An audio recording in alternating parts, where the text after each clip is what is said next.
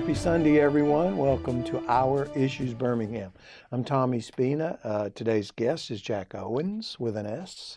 Yes. Jack is a retired FBI agent, author, and an old, very old friend of mine through our relationships formed as a result of what I do and what he did. Yes. He did. Welcome to the program. Oh, thank you, Tommy. It's a pleasure to be here. Thanks for inviting me. I'm looking forward to it. So you worked with the FBI for 30 years, I believe. Did. I made a career out of it. Well, you should. They keep asking me to leave, but I refuse. You couldn't. I couldn't leave. Is that like motel? They knew too much. Is that like Motel Hell? You can check in, but you can't check out. So I want to talk to you about some things going on locally here in this city and in this state in the world of crime. But before we get to that point, tell us a little bit about yourself and how you ended up sitting in this chair right here, other than getting a call from me. The law school at Alabama gave me the juice to enter J. Edgar Hoover's FBI in 1969. Wow. That's the year I graduated from high school. Oh, just so you know. You've been like a father to me, Tommy. J. Edgar Hoover ran the Bureau for decades, and in 1969, President Nixon gave him permission to hire 1,000 new agents, and I was one of the 1,000 who came aboard right out of law school. 3 weeks after I walked across the stage to get my law degree, I was sworn in Washington at the old post office, which is a beautiful building, now is the Trump Hotel. Oh, is that right? Yeah, he took our building. Well, don't get me started. I don't want to go political on this show. I understand. I don't. And you know the FBI is not political. No, of course not. Of course not. Well, since you brought it up, what do you think about all that's going on with the FBI? As a retired agent, I think you can talk about this. I can. With the dynamics between the various branches of government and some of the squabbling. I don't like the allegations, the assertions that the FBI is political. That was never my experience in 30 years. As an agent on the street, I certainly stayed out of politics. None of my investigations involved politics, but I'm distressed that the Bureau perhaps is viewed by a portion of the American electorate as now political. We are not. I say we, I still feel part of the organization. Like a Marine. Yes, always a special agent, never a former. Yeah. I love the FBI. It was good to me. It was the best job in the world. I just loved it, loved the work. My son now has surpassed my tenure in the Bureau. He has over 30 years. He's in the Washington field office. The work was terrific. Much of it was very important. And every day, to me, seemed to be different. But J. Edgar Hoover ran the FBI with an ironclad hand.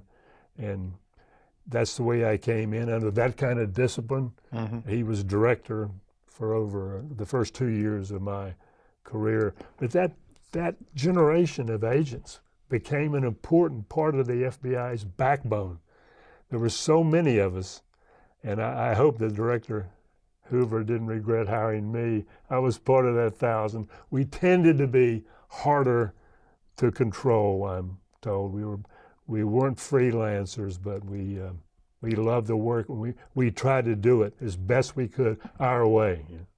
And without being motivated by any politics or anything of that nature. Totally independent. Yes, very independent, always independent. And within the FBI, perhaps the public doesn't realize this, there's a lot of independence. We work on a case agent basis. Every investigation has a case agent who runs the case, who directs it, and farms out the leads. I love being a case agent. Well, that's how we met. I was working on a case that you were the case agent on. Yes. And this would have been, Just think how many decades ago that was. It was I had hair then. Early 80s. You retained your hair. I had black hair. I'm so envious. I had black hair then. Right.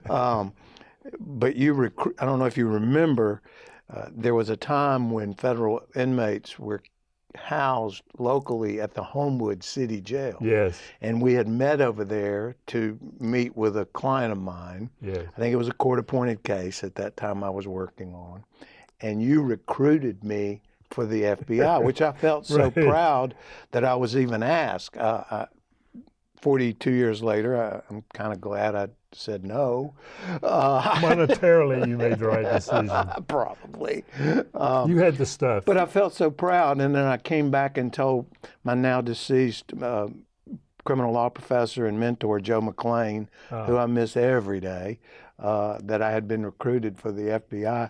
And he said, they're required to recruit a certain number of people every month. And then I didn't feel so special. Well, you were special. What you had was the verbal skills to be an agent. This is not a job for the strongest, the fastest, the leanest.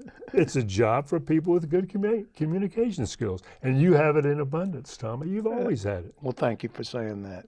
Be sure and not cut that out of the program, Tolly. Well, so what are you doing now with your life? I'm an author. The FBI is a jealous mistress. Agents cannot publish. And after 30 years in the Bureau and having written a number of manuscripts, which I shoved under my bed, I decided I'm going to retire and get these manuscripts published. And you know, I have. I've had 5 books published. Wow. A memoir and 4 novels.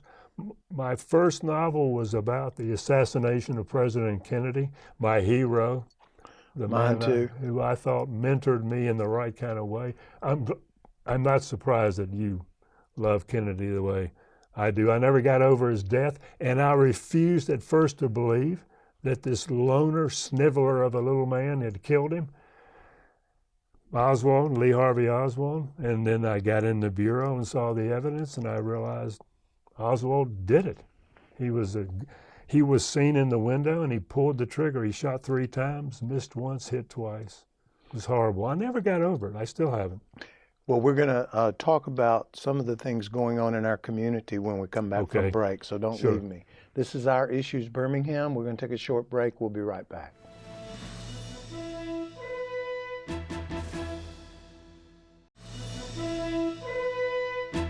Welcome back to Our Issues Birmingham, talking with former Special Agent Jack Oden. I feel special You're on your show. Well, you know what I ask on cross-examination?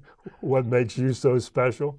No, I don't ask it that way. I say every agent is special, aren't they, sir? Yes, they are. I answer so there's quickly. Nothing special about being a special agent. You're all special agents. Yes, and we love the title. And we love being addressed as special agents. On a sadder and more somber note, Alabama and nationwide, I'm sure, although we hear about it here more often, has during the month of December and early January, well, December primarily, had a rash of kidnappings, abductions, and ultimate deaths, murders. Yes. Do you think something is changing, or has this always been around? It's just getting more press, or what do you think contributes to this horrible crime spree that seems to be going on? I feel great anxiety about what's happened to our community and to our state. I look at it this way in 2 channels. I don't understand why the women of our community feel relaxed enough and safe enough to take chances with their lives, put themselves in jeopardy, particularly at night, in nightclubs or whatever. As you get deep into the night, I feel that women who are out on the town become less and less safe. But I also feel this way. Why are men emboldened now, perhaps more than before, to feel they can get away with this?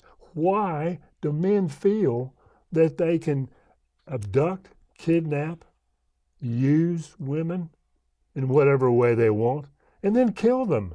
Why do they feel they can get away with that? That is horrible, and I can't understand why at this time, we have this rash of this crime wave in our community. I lament this. It gives me anxiety. I have 3 daughters and a wife, and they grew up in a law enforcement household. They know what to do and what not to do. I've taught them over the decades, and they are worried about their fellow females feeling secure in the night. They're not. You're not secure. They're not safe.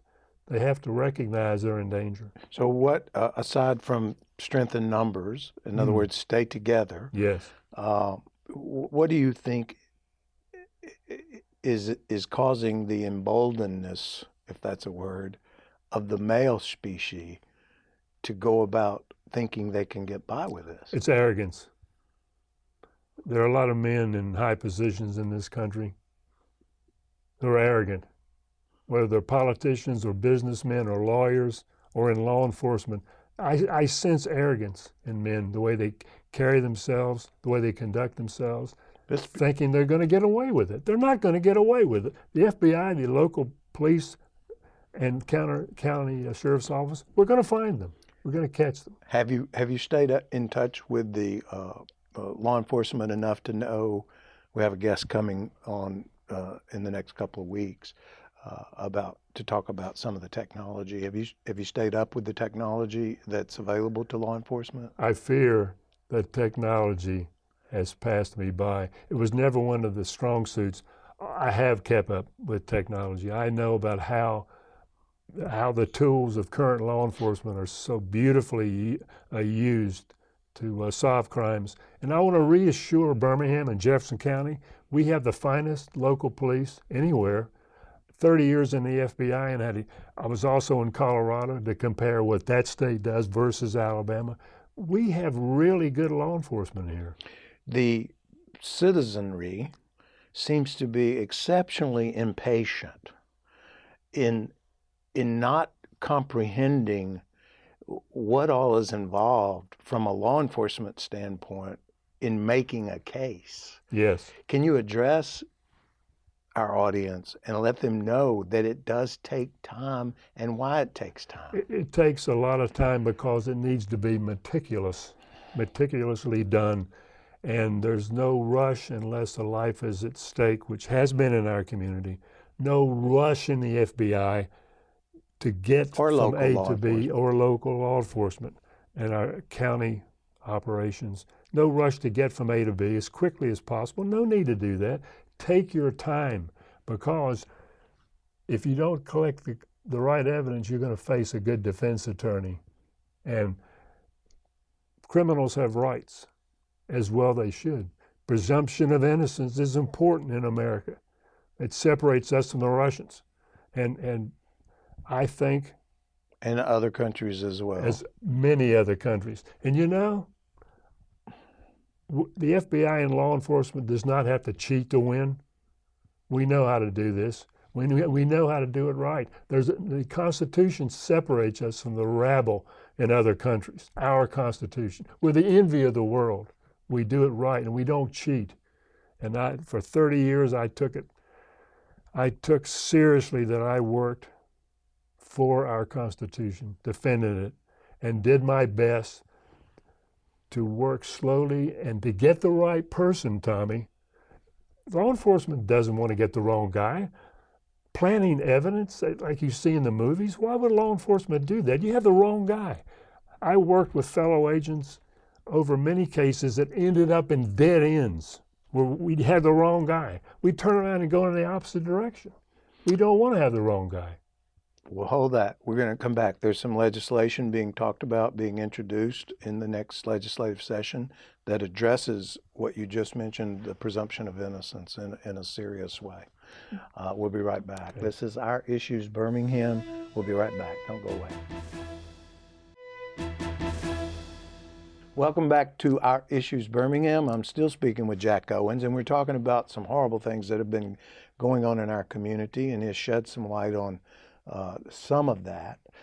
He made reference to the presumption of innocence. Of course, I'm a criminal defense lawyer. I believe in the Constitution. He believes in the Constitution. It's gotten us 200 plus years. Why do we want to change it now? We're But not going to change it. recently, it was brought to my attention that there would be some legislation enacted that denied bond to individuals, regardless of the presumption of innocence. And I'm not a person who's speaking for the benefit of someone who's committed a crime that deserves to be locked up because he's a danger to the community or a risk of flight. Yes.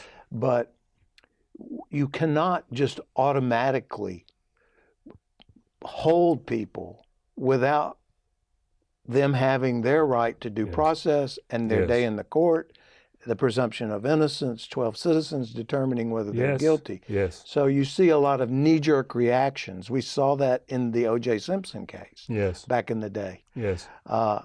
Can you address legislation that would deny bond to individuals across the board charged with certain Class A felonies? That kind of legislation, to me, disrupts our system, the continuity of seeking justice. When you're accused of a crime, you have a right to seek justice. And for both the victim and the defendant. Yes, I want the victim protected. I want the accused to get his day in court, to get justice. As an FBI agent, I never did an interview without asking for consent to do that interview. I'm not going to storm into an office and demand information. Never did that. And if a citizen wants to talk to an FBI agent, thank you. I say thank you to them. And I get a waiver in writing that they know their rights. I read them the rights. I let them read their rights and then sign that if they want to talk to me. So you agree with me, I think, that if we have legislation introduced that passes and becomes law that denies bond under certain circumstances, there should be some judicial review of that particular initial no bond situation. Yes, I believe in judicial review. I want to see it with every person I've arrested. I want a judge to tell me I did it right. I'm going to try to do it right. I did try. I think what we run into is some people lose sight that we were founded as a republic based on the separation of powers clause. Yes. And that's the check and balance in our system, which makes us unique. It does. One person should not be driving the bus. No. All the time. No. Where did we find these founders? Where did they come from? When you read their bios, you think, like Abraham Lincoln, they were perhaps put here by the hand of God when we needed them. Lincoln saved the Union. Our founders constructed it, made it form into what we have today. Where did they come from? Great Britain. Yes, Great Britain, the mother country. As an FBI agent, of course, everybody's very stoic, everybody's very closed, except when they're together. We do party. Yes. We do party. But post FBI career, you had been making these notes and writing things. I did. How did you make that transition from FBI agent, practically anonymous, to a chameleon that morphed into a writer and an author? And tell us a little bit about your books. Oh, thank you. I had to get a marketing team to pull me out of obscurity. You were in obscurity. I was in obscurity, and I liked it that way. That was my job, to be unassuming and unassumed, to be among us. And I walked around and drove around this community for years doing my job. But I always wanted to write. My mother was an English teacher. She taught Latin, and she told me how important it was to be successful in any endeavor, how important it was to speak well and to write well. I wanted to be a writer. John Le Carre, who writes spy novels, I worked those cases. He's been my hero for decades. I can't write like him. I don't want to write like him. You can't write like someone else. You have to be yourself. Do you draw from your, obviously, it would be hard to isolate and not draw from your personal life experiences as an agent in your fiction? Oh, my Your books fiction. are fiction. Yes, I have 4 novels and then a memoir. I am so grateful to my job for giving me all this material. In your memoir, there was a Judge Vance's case you worked on, I Yeah, believe. I did. Is that addressed in your memoir? It is. It's a chapter. And you worked with my friend Joe McLean in that case. Yes, very much so. Robert Vance was a friend of mine. Yeah. I enjoyed talking to him. He had a great sense of humor. I miss him. Oh, yeah. I miss him to this Great day. jurist as well. And the guy who killed him made me angry. Yeah. One of the few cases I took personally. And you know, he was blown up by a pipe bomb in his own house. 6 months later, we had the guy who did it. And that person has been executed by the state of Alabama. Yeah. We did channeling work there, local law enforcement and feds working together to convict one person, a very evil person. Briefly, what are the titles of your books? My memoir is called Don't Shoot, We're Republicans. And the second one? My second one is JFK's Last Ride, about Kennedy assassination. Then I did a trilogy on a serial killer called the Pock series, P-O-C-K. And that's the other 3. Yeah, and my next book's coming out this week. What's it called?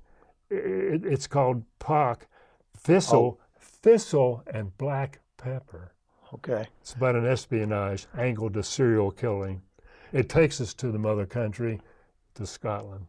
Thanks, Jack, for being here. My pleasure. Thanks for inviting me. This is Our Issues Birmingham. We appreciate you watching our show today, and we'll see you next Sunday.